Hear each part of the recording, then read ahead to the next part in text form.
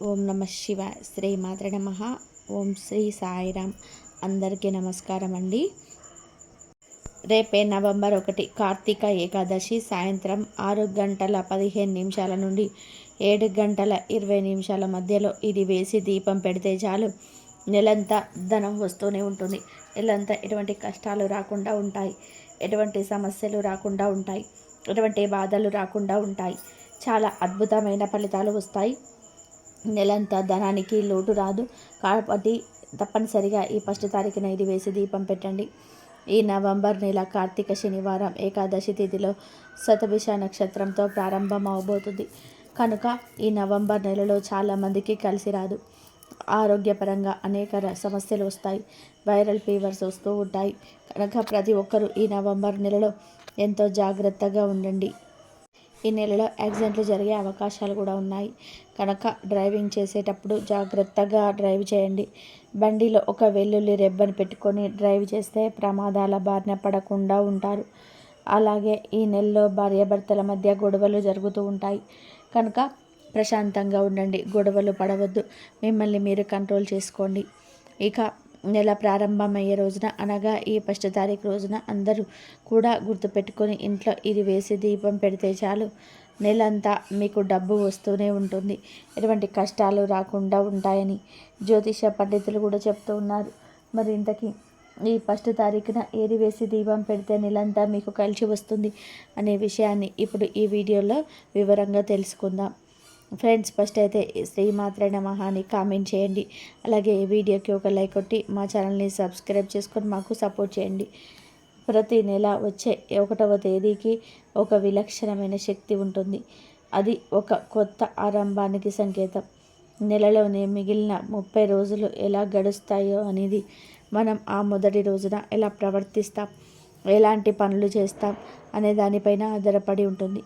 1వ తేదీన మనం మనసును ప్రశాంతంగా ఉంచుకొని మంచి పనులు చేస్తే, దైవ చింతనతో గడిపితే ఆ నెల మొత్తం కూడా మనకు అనుకూలంగా మారుతుంది. పనులు సజావుగా సాగుతాయి. ఇంట్లో శాంతి సంతోషం వెల్లివిరుస్తాయి. అలా కాకుండా ఆ మొదటి రోజే మనం గొడవలతో, చిరాకులతో, చెడు ఆలోచనలతో ప్రారంభిస్తే ఆ నెల మొత్తం కూడా అలాగే గందరగోళంగా సమస్యలతో నిండిపోయి ఉంటుంది. ఇది ఒక మానసికమైన విషయమే కాదు, దీని వెనక ఒక శక్తివంతమైన విశ్వసూత్రం కూడా దాగి ఉంది. మనం మొదటి రోజున విడుదల చేసే పాజిటివ్ వైబ్రేషన్స్ ఆ నెల మొత్తం కూడా మనకు పాజిటివ్ ఫలితాలను ఆకర్షిస్తాయి. అందుకే పెద్దలు ఎప్పుడు నెల మొదటి రోజున ఎవరిని తిట్టకూడదు, అప్పు చేయకూడదు, చెడు మాటలు మాట్లాడకూడదు అని చెప్తూ ఉంటారు. అలాంటి శక్తివంతమైన 1వ తేదీన ఈసారి అత్యంత పవిత్రమైన కార్తీక ఏకాదశి కూడా కలిసి రావడం అనేది చాలా అరుదైన మరియు విశేషమైన సంఘటన. ఇది మన అదృష్టం అని చెప్పాలి. కార్తీక మాసం మొత్తం విష్ణుమూర్తికి, శివయ్యకు ప్రీతికి పాత్రమైనది. ఇక ఏకాదశి తిథి అంటే అది పూర్తిగా శ్రీ మహావిష్ణువుకు అంకితం చేయబడిన రోజు. ఈ రోజున వాతావరణంలో సాత్విక శక్తి, దైవిక తరంగాలు అత్యధిక స్థాయిలో ఉంటాయి. మనం చేసే పూజలకు, జపాలకు, ప్రార్థనలకు ఫలితం తక్షణమే కనిపిస్తుంది. యోగ నిద్ర నుంచి శ్రీహరి మేలుకొనే ఈ పవిత్రమైన ఉద్దాన ఏకాదశి రోజున మనం ఆయనను ఏది కోరుకున్నా కాదనకుండా అనుగ్రహిస్తాడు. అలాంటి ఏకాదశి కార్తీక మాసంలో అది నెల యొక్క మొదటి రోజున కావడంతో ఈ రోజు యొక్క శక్తి కొన్ని వేల రెట్లు పెరిగింది. ఈ రోజున మనం చేసే చిన్న పరిహారం కూడా మన జీవితంలో అద్భుతమైన మార్పులను తీసుకొస్తుంది. ముఖ్యంగా ఆర్థిక సమస్యలతో బాధపడే వారికి, అప్పుల ఊబిలో కూరుకుపోయిన వారికి, ధనం నిలవక ఇబ్బంది పడేవారికి ఈరోజు ఒక వరం లాంటిది. మరి ఇంతటి మహిమాన్వితమైన రోజున మన ఆర్థిక కష్టాలను తొలగించుకొని నెల మొత్తం ధన ప్రవాహాన్ని మన ఇంట్లోకి ఆహ్వానించాలి అంటే ఏం చేయాలి? ఆ అద్భుతమైన సులభమైన పరిహారం ఏమిటో ఇప్పుడు మనం వివరంగా తెలుసుకుందాం. ఈ పరిహారాన్ని రేపు సాయంత్రం అనగా నవంబర్ 1వ తేదీన సరిగ్గా 6:15 నుండి 7:20 మధ్యకాలంలో చేయాలి. ఈ సమయం అత్యంత శక్తివంతమైన ప్రదోషకాలం. ఈ సమయంలో చేసే పూజలకు దేవతలు త్వరగా ప్రసన్నమవుతూ ఉంటారు. ముందుగా మీ పూజా మందిరాన్ని శుభ్రం చేసుకోండి. ఆ తర్వాత స్నానం చేసి శుభ్రమైన వస్తువులు ధరించి మనసు ప్రశాంతంగా ఉంచుకోండి. ఈ పూజ గదిలోని వెంకటేశ్వర స్వామి పటం లేదా విగ్రహం ముందు ఒక ప్రమిద పెట్టి ఆ ప్రమిదలో ఆవు నెయ్యిని కానీ లేదా నువ్వుల నూనెని కానీ పోయాలి. ఆవు నెయ్యి లక్ష్మీదేవికి అత్యంత ప్రీతిపాత్రమైనది. ఇది ఇంట్లో ఉన్న దరిద్రాన్ని తొలగించి ఐశ్వర్యాన్ని, ఆరోగ్యాన్ని ప్రసాదిస్తుంది. ఒకవేళ ఆవు నెయ్యి అందుబాటులో లేని వారు నువ్వుల నూనెను వాడవచ్చు. నువ్వుల నూనెతో దీపం వెలిగించడం వలన శని దోషాలు, పితృదోషాలు తొలగిపోయి పనులలో ఆటంకాలు తగ్గుతాయి. ఆర్థికంగా ఎదుగుదలకు ఇది ఎంతగానో సహాయపడుతుంది. ఇలా నూనె పూసిన తర్వాత ఇప్పుడు అసలైన 3 శక్తివంతమైన వస్తువులను ఆ దీపంలో వేయాలి. ఇవే మన ఆర్థిక సమస్యలను తొలగించే, ధనాన్ని ఆకర్షించే దివ్య ఔషధాలు. మొదటిది కొద్దిగా గలలుప్పు. అవును, మీరు విన్నది నిజమే.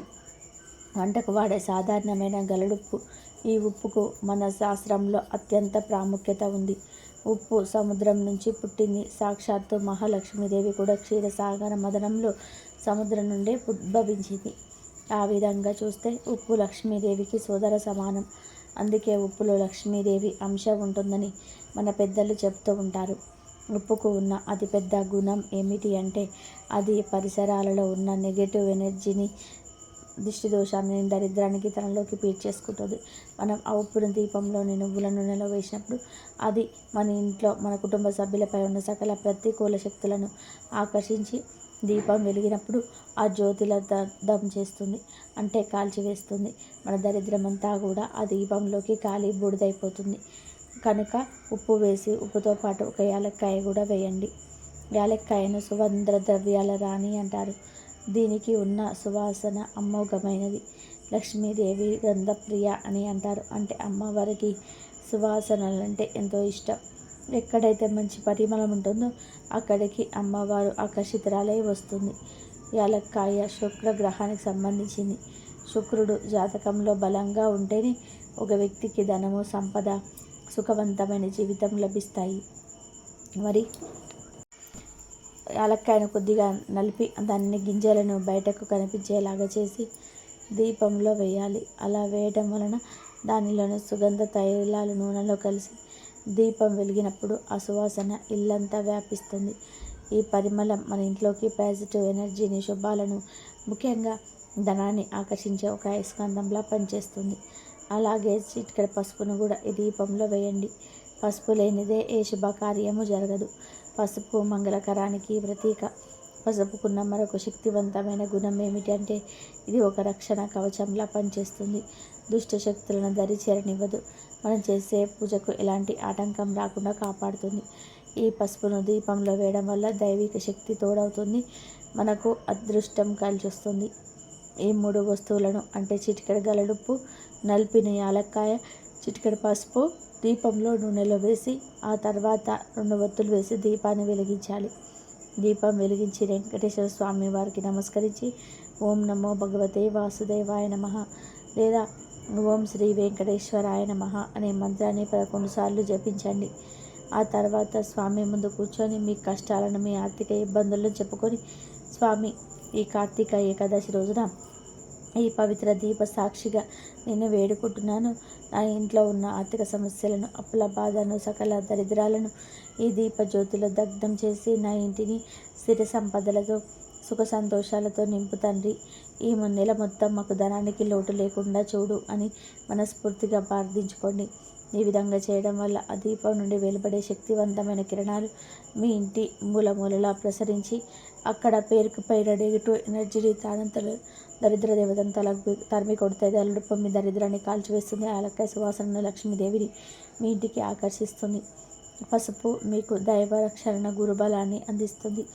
ఈ 3 శక్తులు ఏకమై మీ ఆర్థిక మార్గంలో ఉన్న అడ్డంకులన్నీ కూడా తొలగిస్తాయి. ఆగిపోయిన డబ్బు రావడం, కొత్త ఆదాయ మార్గాలు తెచ్చుకోవడం, వ్యాపారంలో లాభాలు రావడం వంటి శుభ పరిణామాలు మొదలవుతాయి. ఇది కేవలం ఒక్క రోజుతో ఆగిపోయే ప్రభావం కాదు. నెల యొక్క మొదటి రోజు అది ఎంతటి పవిత్రమైన రోజున మనం చేసిన ఈ శక్తివంతమైన పరిహారం నెల మొత్తం ధన ప్రవాహాన్ని చూపిస్తూనే ఉంటుంది. ధనం ఏదో ఒక రూపంలో మీ చేతికి అందుతూనే ఉంటుంది. నమ్మకంతో, భక్తితో ఈ చిన్న పరిహారాన్ని ఆచరించి చూడండి. ఆ కలియుగ దైవం వెంకటేశ్వర స్వామి కృపతో మీ జీవితంలో అద్భుతమైన మార్పును మీరే స్వయంగా చూస్తారు.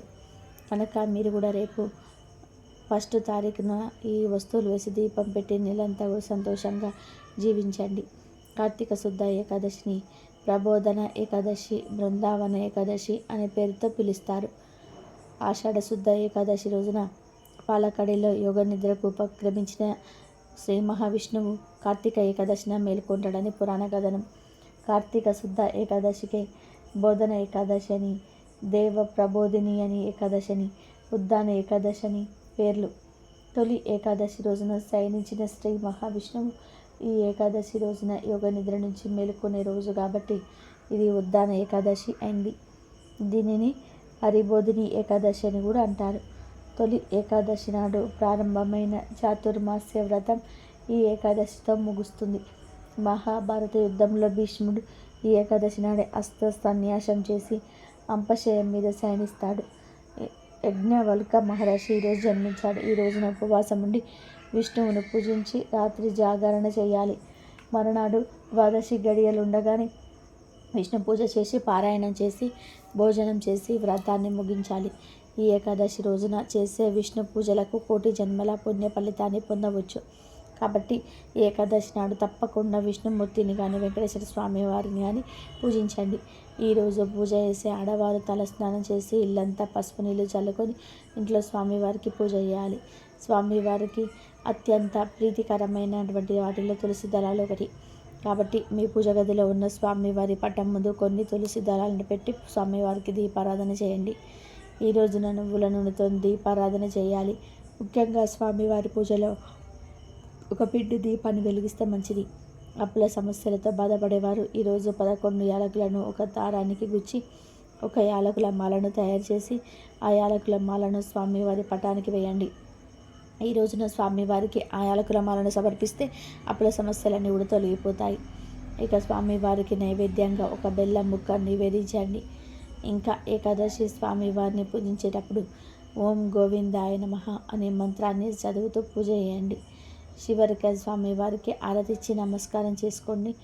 ఏకాదశి రోజున బ్రహ్మాది దేవతలందరూ విష్ణులోకం చేసుకొని విష్ణు కీర్తనలతో కర్పూర ఆరతులతో శ్రీ మహావిష్ణువును మేల్కొల్పుతారు. కాబట్టి ఏకాదశి రోజున విష్ణు స్వరూపమైన వెంకటేశ్వర స్వామి వారికి ఆరతి ఇవ్వడం వలన అకాల మృత్యు దోషం తొలగిపోతుందని నమ్మకం. ఏకాదశి రోజున పూజ చేసేవాళ్ళు మీ పూజ గదిలో అక్షింతలు పెట్టి పూజ పూర్తయిపోయిన తర్వాత ఆ అక్షింతలను మీ పర్సులో పెట్టుకుంటే మీ ఇంట్లో డబ్బు ప్రవాహం పెరుగుతుంది. ఈ విధంగా కార్తీక ఏకాదశి రోజు ఇంట్లో పూజ చేసుకొని సాయంత్రం సమయంలో వెంకటేశ్వర స్వామి వారి ఆలయానికి వెళ్ళి మట్టి ప్రమిదలో నెయ్యి దీపాన్ని వెలిగించి స్వామివారిని దర్శించుకోండి. స్వామివారి ఆలయానికి వెళ్ళలేని వాళ్ళు ఈ పూజ గదిలో అయినా సరే నెయ్యి దీపం వెలిగించండి.